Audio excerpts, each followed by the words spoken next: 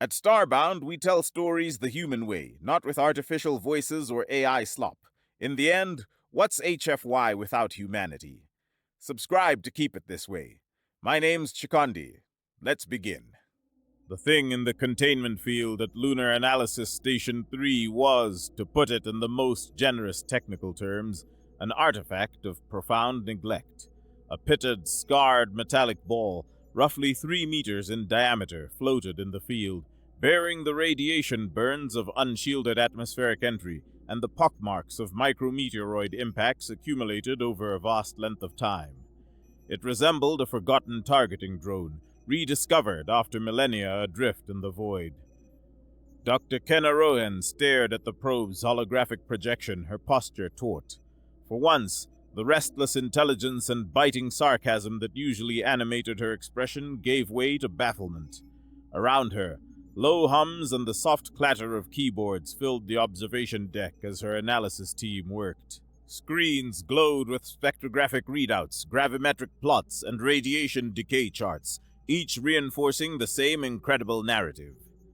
"Run the material composition again, Levin," she said, her voice sharp enough to cut through the room's low murmur. She kept her gaze on the derelict sphere's image. Levin, a junior astrophysicist with a perpetually worried expression, tapped at his console. "Doctor, that's the 12th time. The shell is a simple iron-nickel alloy. Impurities are consistent with chondritic meteorites. The composition is mundane, the alloy showing raw exposure. It's a rock, a shaped rock with some scorch marks. And the inside?" "That's the part that is something else entirely," Levin said, his tone an octave lower. Kenna tilted her head. "Elaborate." "The casing is as crude as an early steam boiler," she murmured, more to herself than to anyone else. "And inside it is a captured star." That was the paradox that had brought the Terran Confederacy's brightest minds to a standstill for 3 days. The probe's exterior was archaic, almost comically so. Its maneuvering thrusters were simple chemical rockets, its communication antenna a flimsy-looking metal stick. But deep within its core, shielded by layers of mundane alloy, was a drive system that manipulated space-time. It generated a localized field that sidestepped conventional physics. The energy signature was immense, a quiet, stable whisper of physics that humanity had only ever outlined in the most esoteric theoretical papers. Humanity had mastered its own star system. They could compile matter from raw energy, build cities in days with industrial cohesion fields, and stroll around Jupiter's moons under the comfortable blanket of artificial gravity. Near instantaneous travel between planets was a solved problem, a mundane part of interstellar logistics. But the great yawning gulf between the stars remained a barrier. Faster-than-light travel was their sound barrier, their Everest, the one great lingering challenge. And now this cosmic cannonball had appeared, a relic from a civilization that apparently encased its miracles in scrap metal. It had appeared at the system's edge, coasted inward on its chemical rockets, and settled into a stable orbit around Earth's moon as if waiting for someone to notice it. "The team from the belt is still arguing about the drive's power source," Dr. Javier Mendoza, the propulsion analysis unit head, spoke from her left. "They think it's a contained singularity. I maintain it's a stable exotic matter reaction. We're taking bets. You in?" "I'm in for an outside contender," Kenna shot back, her focus still on the probe. "It's something we've overlooked, something elegant and probably stupidly obvious that we've missed for 300 years because we're too busy being clever." Her specialty lay elsewhere, in xenolinguistics, a field that, until 3 days ago, was entirely theoretical. She was the person they called when they found patterns from unknown physical sources, when the universe presented a puzzle of information. For her entire career, the Xeno part of her title was an academic joke. Now it represented the single most important job in human history. "Anything from the data core?" Javier asked. "It's broadcasting a simple repeating packet on a broad EM spectrum," Kenna said, turning to her own console. A complex waveform shimmered on the screen. "It's a welcome mat, a hello we are here signal. A basic encryption layer shields the core itself. I could have cracked it on the first day. And you held back? Javier asked. Secretary General reads orders. Observe only. Avoid surprises. You know Jovan. He could find a way to make a 5-year plan out of making toast. She mimicked Reed's calm, deliberate cadence, then gave a slight shake of her head. He wants to spend a month differentially analyzing the hull plating. I want to know who sent it. Our motivations diverge. He's being careful, Kenna. He's being slow, she corrected. Caution applies when the stakes are unknown. We know the stakes. That thing out there proves we have neighbors. Every second we spend debating protocol is a second we're leaving ourselves vulnerable. She tapped and swiped across the holographic interface, summoning lines of code. The probe's encryption was a beautiful little thing, a mathematical lock based on prime numbers and stellar classifications. The code was polite, inviting. It was practically begging to be unlocked. A soft chime echoed through the observation deck. A red icon flashed on the main screen. Incoming message, Secretary General Reed. Kenna let out a theatrical sigh. Ah, here comes the voice of caution from on high. Put him through. The main screen flickered, and Jovan Reed's face appeared. He was an older man, his face lined with the signs of thoughtful consideration and long nights. He sat in his office on Earth, the homeworld's blue and white marble just visible over his shoulder through a large window. Dr. Rohan, he began, his voice smooth and measured. Report. The objective remains an inert, ugly ball, Kenna said. My official assessment is that a committee of intelligent space slugs with a deep appreciation for minimalist yet threatening aesthetics built it. The lines on Jovan's face held steady. And your candid assessment? It's a messenger, Jovan. An ancient one. The drive core is a masterpiece. The shell is an antique. The contradiction is the message. They're telling us they're old, and they're telling us they're powerful. The Council has decided, Jovan said, bypassing her analysis. We have agreed, after a lengthy deliberation, to authorize the Central Data Core's decryption. Proceed, Doctor. And Kenna. He paused, and he met her gaze across the light seconds of space. Do it with care. The connection ended. Kenna smirked. Permission to do the thing I intended to do anyway. How generous of him. She turned back to her console, her smirk tightening into a line of concentration. All right, people. You heard the man. Let's knock on the door and see who's home. She ran her decryption algorithm. Her algorithm engaged in a nuanced dialogue. Her program identified the lock's mathematical language and spoke back to it in its own tongue, presenting the logical keys in a sequence so elegant that the probe's ancient software yielded almost instantly. The process the Council had assumed would require weeks, perhaps months of careful computational effort, was over in 89 seconds. A new symbol appeared on the main screen, a stylized three-pointed star. Below it, text scrolled, translating itself from a complex series of geometric shapes into the Terran Confederacy's standard font. File access granted, Levin read aloud, his voice a quiet murmur. Opening primary communication package. A hush fell over the observation deck. Every screen cast a pale light on faces frozen in anticipation. This moment would divide human history into two eras, before and after. The screen flickered again. An image resolved itself. A being of articulated gunmetal gray segments appeared, its body moving with a fluid, serpentine motion. 4 multi-jointed limbs unfurled from its torso, elegant and deliberate. Its ovoid head was smooth, featuring a single, wide horizontal photoreceptor band that glowed with a soft internal light. The being wore ornate, flowing robes of a deep crimson, and behind it stood a grand hall of architecture that twisted in upon itself. Then a synthesized voice filled the room. The translation software rendered the speech in stilted, literal syntax. Beings native to the star system designated 3 Gamma Sol 9. The creature began, an upper and a lower limb on its right side moving in a slow, synchronized, condescending pattern.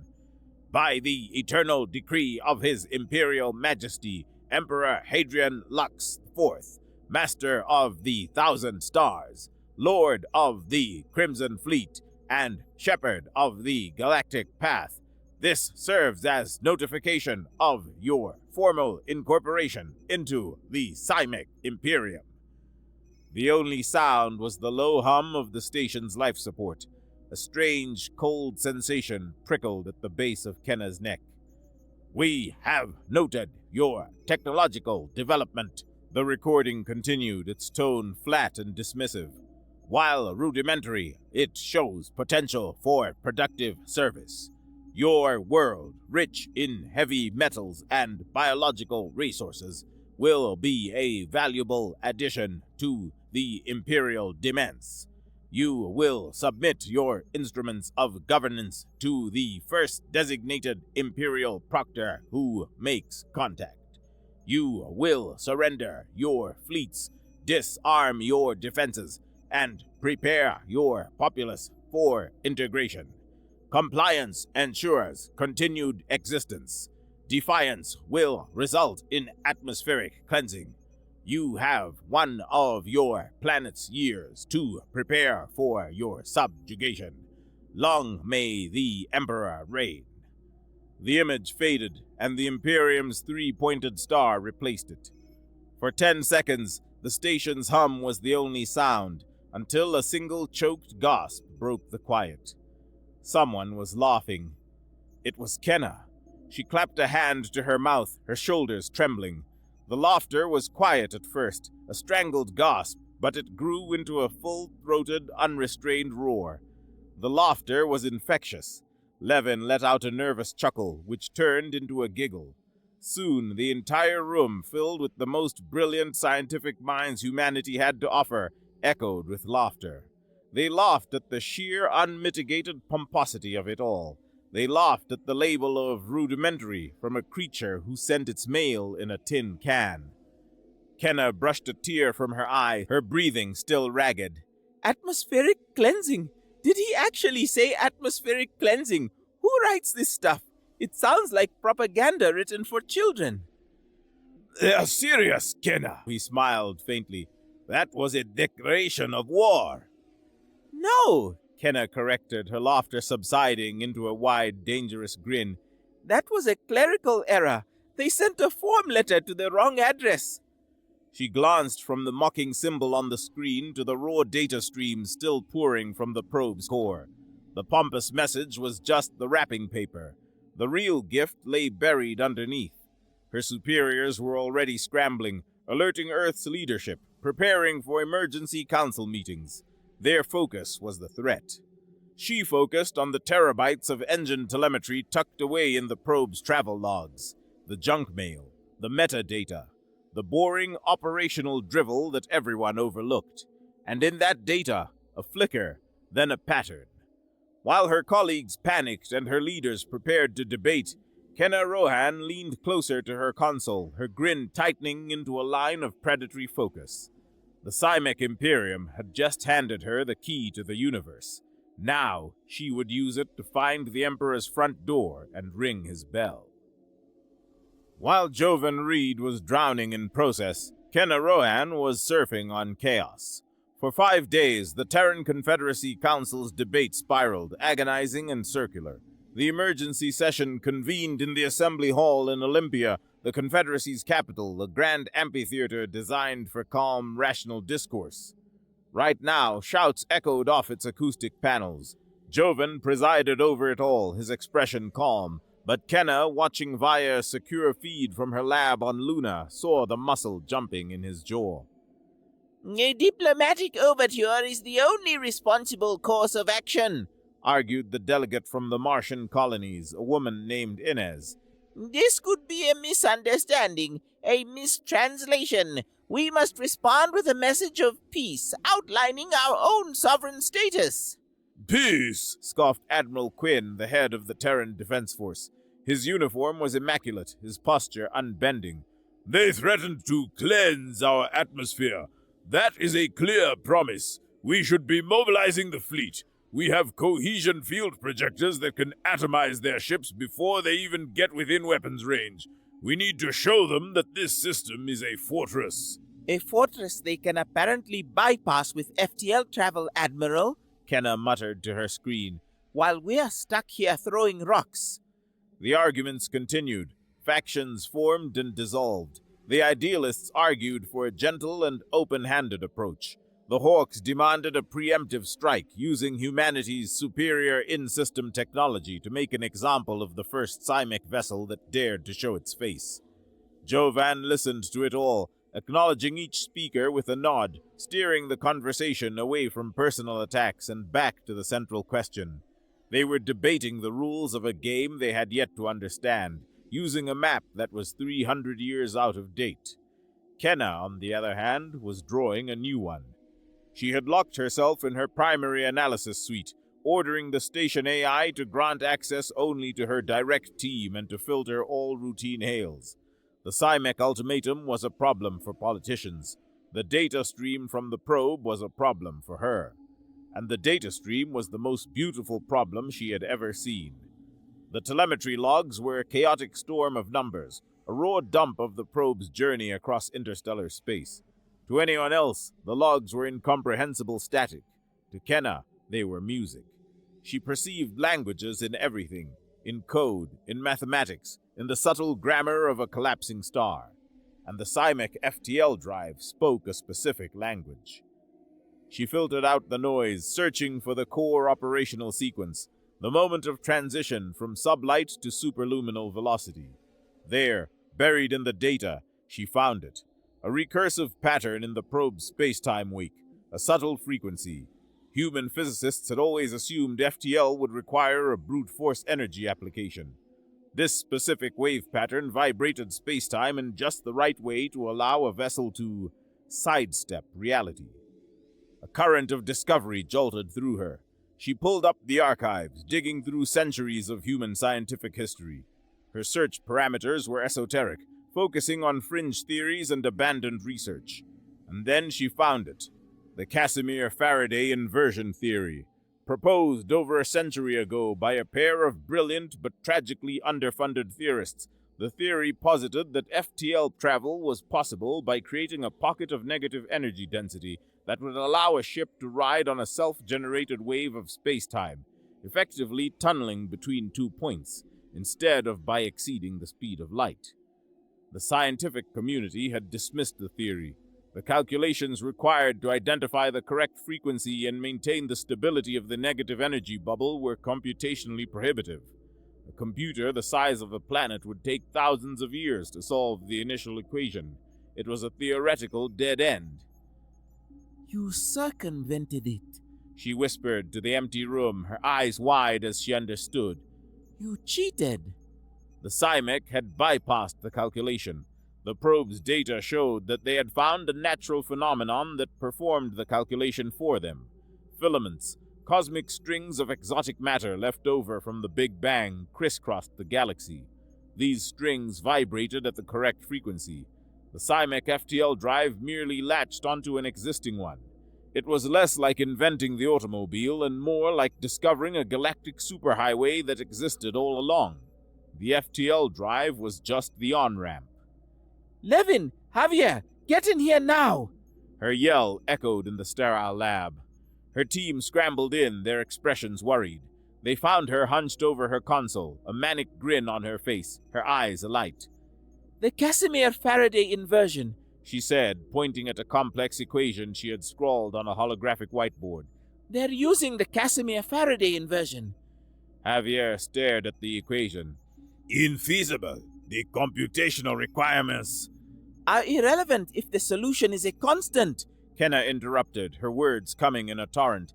They bypass the calculation by listening for the frequency.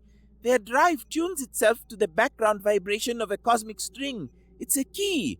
And we, thanks to this idiotic, pompous subjugation letter, have a copy of the key. She set to work. She functioned as a conductor. Earth's computational networks, the linked processing cores of humanity's greatest thinking machines, were hers to command. She fed them the Scimek probe's telemetry, the core principles of the Casimir-Faraday theory, and guided 1,000 of humanity's best minds through the storm of simulations. For days, the lab became her world. Discarded synth protein wrappers and empty caffeine bulbs piled up next to her console.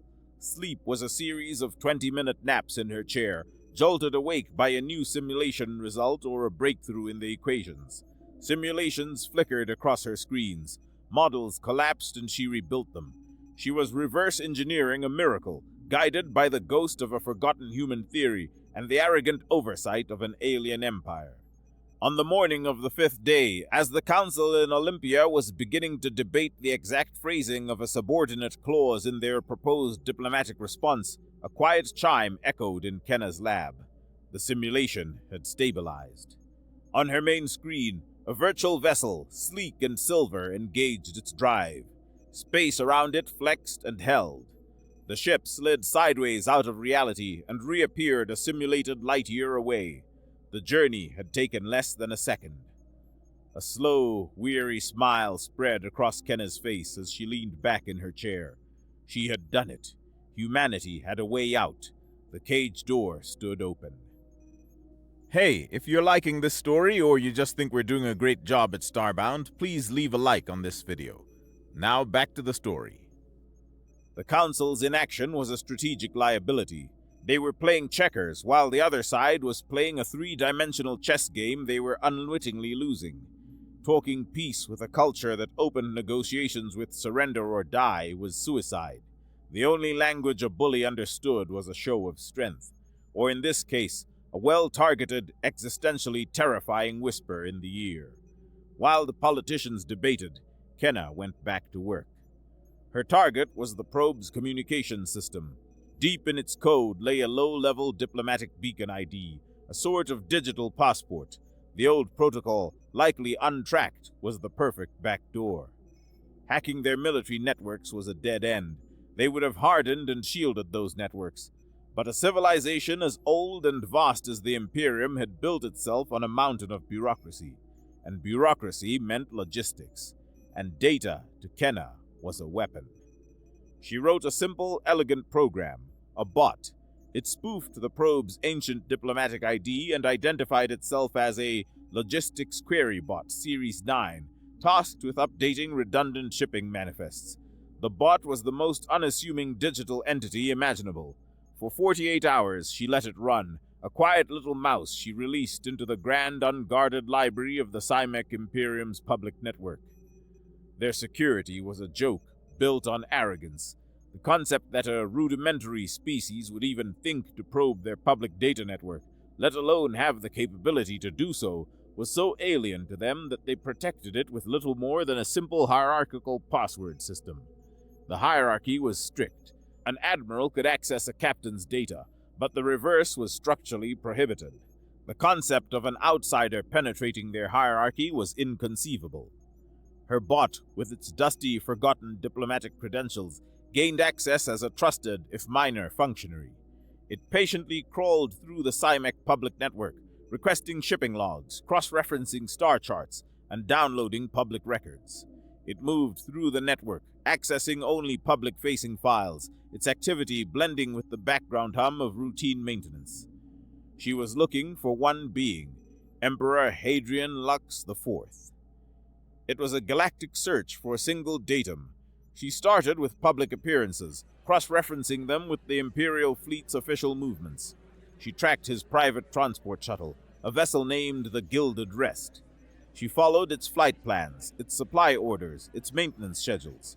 She correlated that data with news reports from local systems, society gossip columns, and even catering contracts for state functions. The picture emerged from the noise. The Emperor was a creature of habit. He detested formal duties and spent most of his time at a handful of private residences scattered across the Imperium. Her bot, still patiently collecting data, flagged an anomaly. Logistics had diverted a massive, unscheduled shipment of Juvian pleasure nectar, the Emperor's favorite beverage, according to a leaked society column from a provincial news feed, from the capital world to a small, secluded moon in the Perseus Arm. The moon, designated as an imperial recreational preserve, was purely residential, containing a single sprawling estate shielded from public view. The transport logs for the Gilded Rest confirmed it had docked there 2 days ago. She worked on her console. She accessed the moon's local network, a civilian weather and traffic control system with open access. From there, she easily tapped into the estate's own external sensor grid. She found him. A single heat-radiating life sign consistent with the Cymek physiology described in the probe's data, sitting on a large open-air terrace. She had his address. Back in Olympia, the Council had, after days of grueling debate, agreed on the text of their response. The text was a message refined over days of debate, a meticulously worded overture of peace, strength, and a desire for mutual understanding. Jovan Reed was preparing to transmit it. Kenna looked at the real-time geographic coordinates shimmering on her screen. They were accurate to within a single meter. She looked at the draft of the Council's polite, reasonable, and ultimately futile message. Then she acted. She had discovered a loophole, a legacy forwarding system in the diplomatic comms network, designed for routing logistical emergencies. Any message tagged with a specific, archaic priority cargo flag shunted automatically past all filters into the personal queue of the sector's highest-ranking official. A bug born of bureaucratic laziness. It had remained for centuries. She opened a new communications window, routing it through the bureaucratic loophole she'd discovered, bypassing privileged channels. The recipient address was a personal identifier belonging directly to the Emperor. She composed her reply. It contained only a single line of raw data, the exact, real-time geographic coordinates of the Emperor's villa. She took a deep breath, holding her finger over the send command. This was it. She was breaking every protocol, single-handedly committing the entire human race to a course of action with permanent consequences. The act was reckless, insane. It was, she thought with a tight smile, the only logical move. She sent it. Emperor Hadrian Lux IV, Master of the Thousand Stars, was having a perfectly indolent morning. He was reclining on a lounger of woven light on the grand terrace of his villa on Virens, his favorite pleasure moon. Before him, a garden of alien singing flora tumbled down a gentle slope toward a sea that shimmered like liquid silver. The air was warm, scented with the sweet perfume of the blossoms, and the sky was a serene, cloudless violet. He took a delicate sip from a flute of spun metal filled with chilled Juvian pleasure nectar. A small automated drone hovered nearby, misting his brow to maintain the perfect ambient temperature. This was his life. The business of running an empire of 1,000 stars, thankfully, fell to others. His role was to exist, to be a symbol of the Imperium's eternal stability and majesty. He performed this role with masterful inactivity. His personal interface, a small jewel-like device floating an inch above his wrist, chimed. A soft, deferential sound, but a pitch silent for years. The tone for a priority alpha message. A message of such importance that it bypassed his entire retinue of secretaries, ministers, and guards to appear directly before him. He sighed, annoyed at the interruption. It was probably Heston, his perpetually anxious fleet commander, with some tedious report about pirates in a fringe system. He gestured with his upper left limb, and a holographic screen materialized in the air before him. The message originated from an internal masked source. He frowned at the irregularity. He opened it. The screen displayed a single line of alphanumeric characters. The line held only coordinates. Virens, latitude 34.17.82 north, longitude 118.29.45 west, altitude 212 meters. The Emperor frowned. The coordinates for this moon, Virens, they seemed familiar. Curious, he gestured with his lower right limb, activating his personal location sensor, which projected a small map in the corner of his screen, a blinking dot indicating his position. He looked at the coordinates in the message. He looked at the blinking dot's coordinates on his map. They matched perfectly. Emperor Hadrian Lux IV froze. The flute of spun metal dropped from his grasp, shattering on the marble terrace with a shockingly loud report in the morning quiet. The members of his royal guard, standing at silent attention at the terrace's edge, pivoted at the sound. Their emperor, the divine embodiment of a 10,000-year-old dynasty, reacted. The articulated segments of his skin pulled taut, retracting a fraction of a millimeter to expose the paler, softer tissue at the joints, a physiological fear response from a more savage evolutionary past. The response was a primal reaction the royal family had suppressed for centuries. Your Majesty? A guard asked, taking a hesitant step forward. The Emperor stared, speechless. He was staring at the coordinates, his photoreceptor band flared to maximum brightness. The message was a statement, a quiet, clinical declaration that said, "We know where you are. Right now, we are looking right at you." Get me off this moon! He shrieked, his voice a ragged squawk. Now! To the shuttle! Go! Go! The Royal Guard's training covered ceremonial duties and direct assassination attempts. This unseen threat lay outside their protocols. They looked at each other for a fraction of a second before their conditioning took over. Two of them grabbed the Emperor by his upper limbs, practically lifting him from his lounger, while the others formed a protective cordon, their energy rifles appearing in their hands. They shoved their terrified sovereign, whose segments still showed gaps of pale flesh, across the terrace and into the safety of the villa. The serene morning on Virens shattered. Alarms blared across the estate. Drones zipped through the air, sensor arrays replacing their misting nozzles, frantically scanning the serene violet sky for a hidden enemy. Aboard his shuttle, the Gilded Rest, now screaming its way into orbit at maximum acceleration, the Emperor paced the command deck. Who sent that? He demanded of his communications officer. Find them now! Your Majesty, the message originated from inside our own diplomatic network. The officer stammered, his manipulators dancing across his console, two typing commands while the other adjusted sensor arrays. It used an ancient priority alpha credential. The source is masked. Masked? The Emperor bellowed. Everything is traceable. I want the fleet mobilized. I want every ship we have scouring the stars for the source of that signal. Contact High Command. Tell them to put the entire Imperium on high alert. Now! The command went out, a wave of urgent top priority orders flooding the Imperial network. The main battle fleets, positioned deep within their own territory, were weeks away even with FTL. The Emperor demanded an immediate response. His Chief of Staff, Heston, acting on panicked orders, did the only thing he could. He dispatched the closest military force available.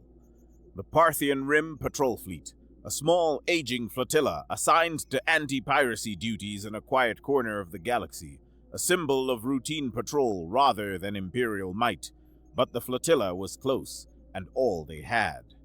A dozen bulky, intimidating warships tore a hole in space-time, jumping toward the coordinates from which the original probe launched. They were heading for a star designated 3 Gamma Sol 9, ready to hunt down the source of the threat and atomize it into oblivion.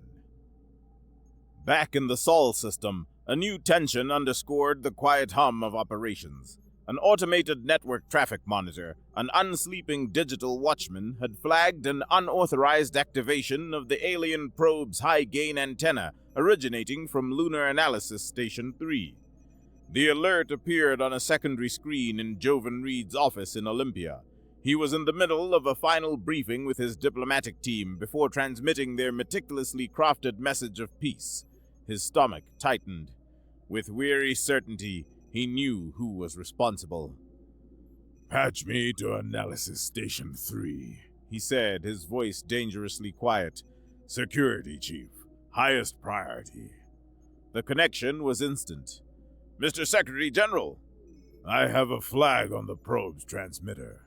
The command source is Dr. Rohan's primary analysis suite," Jovan stated. "Confirm and report." The security chief's face went rigid. "One moment, sir." A few seconds of frantic typing. "Confirmed, sir. A single high-density data packet went out approximately 30 minutes ago via the probe itself. She bypassed the firewalls." Place Dr. Rohan under formal arrest, Joven ordered, his voice cold. Confine her to quarters under guard. Hold her incommunicado. Do you understand? Sir, on what grounds? On the grounds that she has just, in all likelihood, declared war on behalf of every person on this planet, having consulted none of us. Do it. The line cut. Joven Reed leaned back in his chair, resting his chin on his steepled fingers. He closed his eyes, the muscles in his shoulders slumping. For days, he had painstakingly built a bridge of diplomacy. Kenna Rowan had just dynamited the foundations and lit the rubble on fire. And yet, a part of him, a small, cold, calculating part that he rarely acknowledged, admired the sheer, unmitigated audacity of it. The move's elegant, unexpected aggression bordered on genius. He had planned to send a letter. She had kicked down the door. His console chimed again. It was Admiral Quinn. Joven, long-range detection just picked up multiple FTL signatures. They're dropping out of transit. High Earth orbit.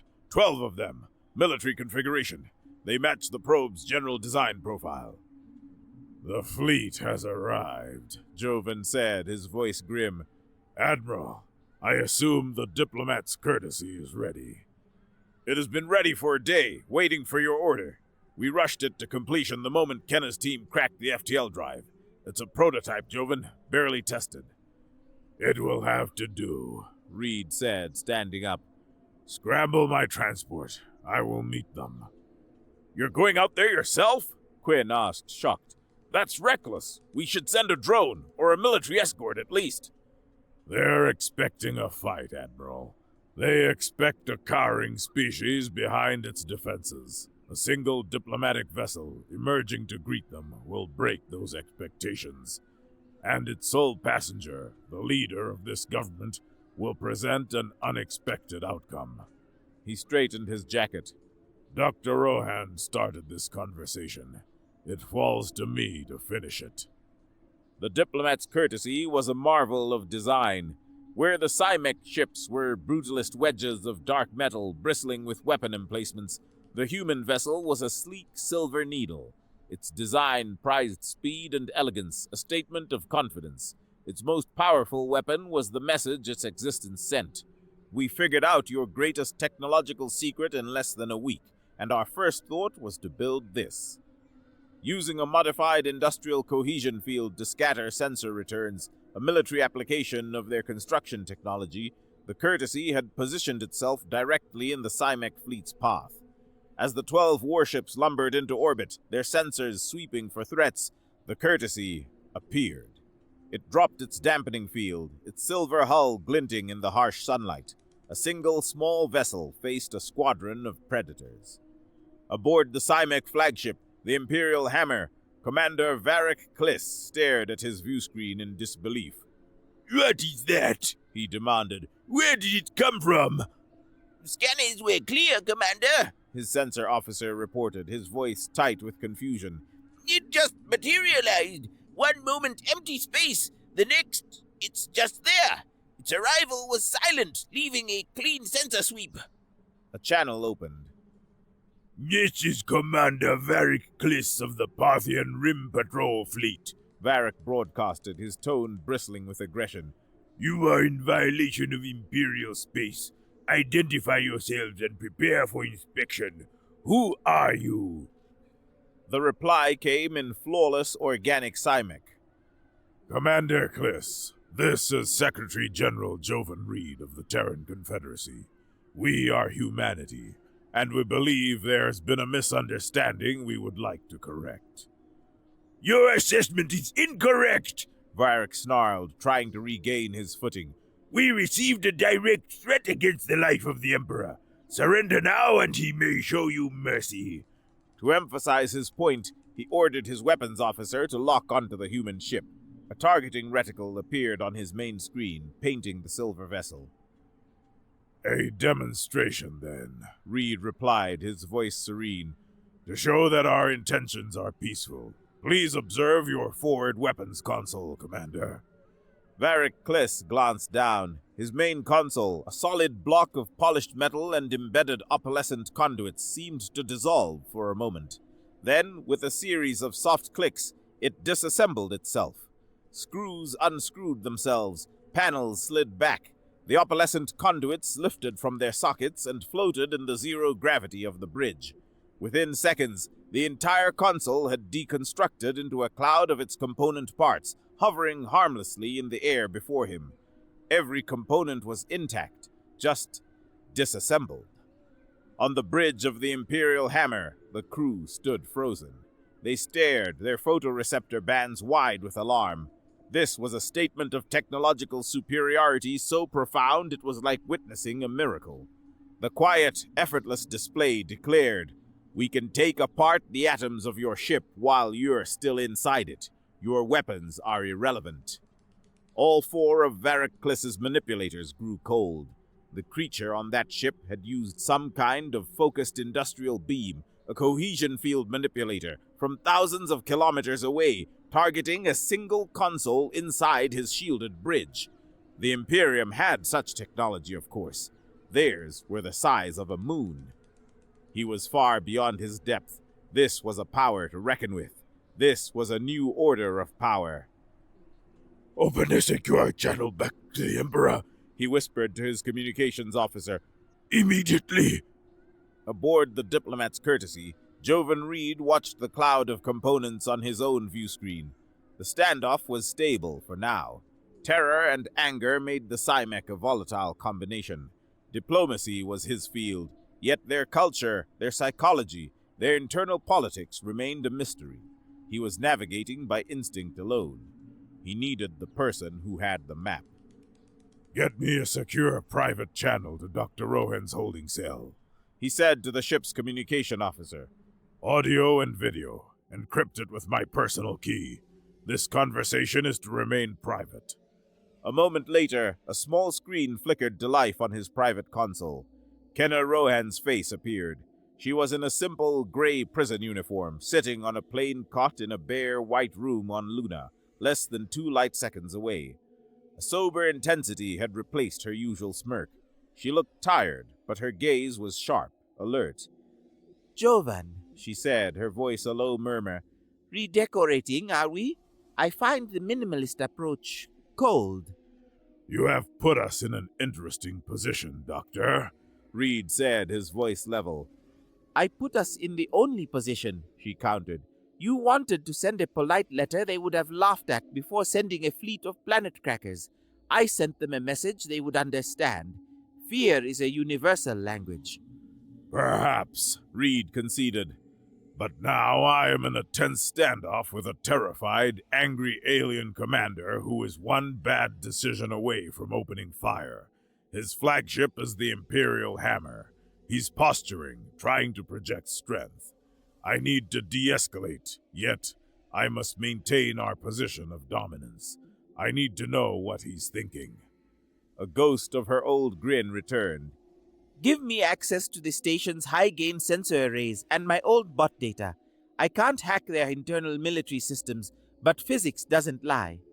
Reed hesitated for only a second. "Done." Data streamed across the screen beside her face. She flicked her gaze across the station's spectrographic readouts and her own collated files. On the main channel, Commander Kliss was trying to bluff. "My fleet possesses singularity cannons that could atomize your vessel with a single shot," he blustered, his voice regaining some of its earlier arrogance. Kenna spoke through Reed's private earpiece, her voice cool and clear. "He's lying. I'm reading the radiometric emissions from his ship's hull. His reactor is bleeding waste heat like a stuck pig. The magnetic containment is unstable. If he tries to fire a singularity cannon, he'll melt his own ship. His maintenance is garbage. Also, I cross-referenced his name with the public accolades database I scraped earlier. He's a mid-level functionary with 0 combat honors. His psychological profile suggests a career bureaucrat who fears political failure more than death. He's terrified of his superiors." Jovan Reed allowed himself the barest hint of a smile. He leaned forward, his voice calm and steady on the open channel. "Commander Kliss, Our sensors indicate a significant magnetic instability in your primary reactor containment. I would recommend you divert auxiliary power to stabilize it before attempting to charge main weapons. It would be a shame for your crew to suffer due to a faulty conduit, though we would be happy to offer technical assistance. A long pause followed from the Cymek flagship. Varric Kliss stared at his own engineering readouts, which confirmed the humans' statement exactly. Their superiority extended beyond weapons. They could see right through his ship, right through his lies. Their knowledge was absolute. The commander's bravado dissolved. He relayed the situation to the Emperor in a terrified, whispered report. He explained the terrifyingly advanced ship, the deconstructed console, the human's intimate knowledge of his vessel's internal failings. On his speeding shuttle, Emperor Hadrian Lux IV listened, his segments still showing the pale, unsettling gaps of exposed flesh. His initial terror was now mingling with a chillingly pragmatic sense of self-preservation. These humans were some kind of terrifyingly advanced cryptids, emerging from a dark corner of the galaxy with technology that defied reason. A direct confrontation was suicidal. But perhaps their strangeness was an opportunity. They had disassembled a console and then offered technical support. It was bizarre. It was unnerving. It was a negotiation. "Open a direct channel to the human leader," the Emperor commanded, his voice shaking slightly. He hoped to salvage his dignity, to regain control of a situation that had spiraled utterly beyond him. Jovan Reed sat on the bridge of the courtesy as the Emperor's face appeared on his main screen. The ruler of 1,000 stars looked frightened, diminished.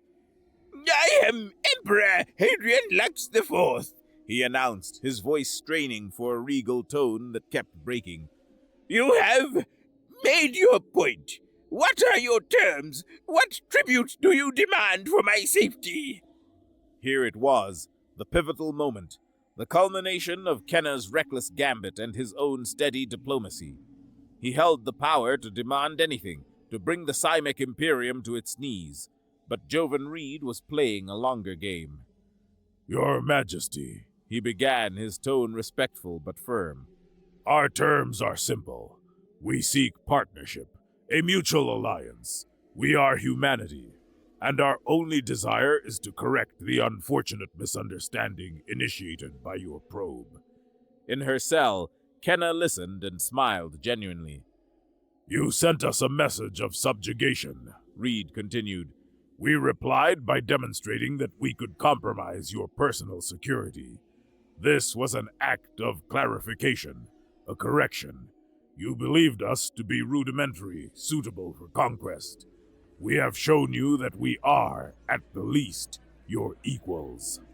The Emperor was silent, his photoreceptor band studying Reed's face. Our interest is in peace, Reed said, delivering the critical point. However, it is clear that your Imperium's information security is lacking. We would be willing to offer our expertise to help you restore the integrity of your networks, a gesture of goodwill. In exchange, we would like to open a formal dialogue about an exchange of technology, culture, and a mutual recognition of sovereignty. We are new to this galaxy. It seems prudent to begin our journey with a powerful friend. He was offering the Emperor a way out, a way to save face. He was offering a partnership, framing Earth's shocking appearance on the galactic stage as an opportunity for the Emperor to look like a forward-thinking diplomat. Many in the Cymek Imperium were displeased with the Emperor's sudden pivot to diplomacy. In the heavily shielded command center of the Imperial First Fleet, hundreds of light years away, Admiral Garrus watched the reports coming in from the Sol system with a growing sense of disgust. Garrus was a warrior of the old school.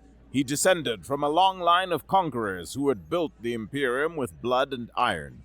The Emperor's willingness to talk to these upstart humans struck him as a sign of catastrophic weakness. These creatures had threatened the Emperor's life. The only honorable response was extermination. The Emperor's cowardice was an opportunity. The Imperial Assembly was full of rivals, hardliners who believed Hadrian Lux IV was too soft, too decadent to rule. If Garrus could expose the Emperor's weakness, if he could frame this human threat as a crisis beyond the current leadership's capacity, he could force a vote to challenge the succession. He had a copy of the original coordinates Kenna had sent. Security had logged them as evidence. The coordinates were all the proof he needed. He drafted a message to the assembly of his political rivals. In it, he framed the humans as a savage, mysterious species that had developed some kind of unfathomable assassination technology. He claimed they wanted to atomize the Emperor and dismantle the Imperium. He attached the coordinates as proof of their terrifying targeted capabilities. He was leaking the data to force a war, to render diplomacy untenable. He encrypted the message and sent it through a secure military channel. Aboard the Diplomat's Courtesy, Kenna's network crawler, monitoring the high-level traffic gateways of the Imperium's data infrastructure, detected the transfer. A massive encrypted data packet moving from Admiral Garrus's flagship to a list of known political dissidents. Jovan, we have a problem, she said into the private comm. A hardline admiral named Garrus is trying to stage a coup. He's leaking our threat to the Emperor's political rivals to force a war. Can you stop it? Reed asked, his face grim.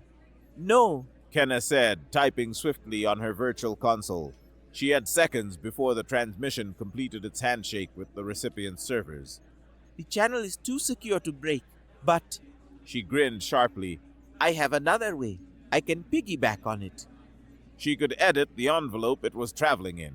Working with frantic speed, she located the digital signature of the Imperial Internal Security Bureau, the most feared and respected agency in the government, a signature she had found in the public archives attached to censorship notices. She forged a high-level verification packet from them, a digital seal of caution. She attached her forged packet to Garrus's signal just as it was being sent. It arrived in the inboxes of the conspirators perfectly. But when they opened it, a bright crimson banner flashed across the top of the screen.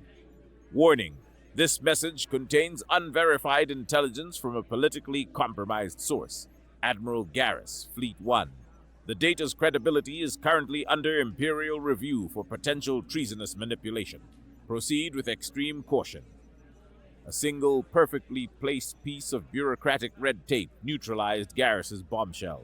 His message, intended to be a call to arms, now looked like a desperate, possibly treasonous fabrication. His rivals, fearing the Internal Security Bureau was drawing them into a trap, deleted the message and distanced themselves from the Admiral. His coup attempt collapsed, backfiring to disgrace him and consolidate the Emperor's position.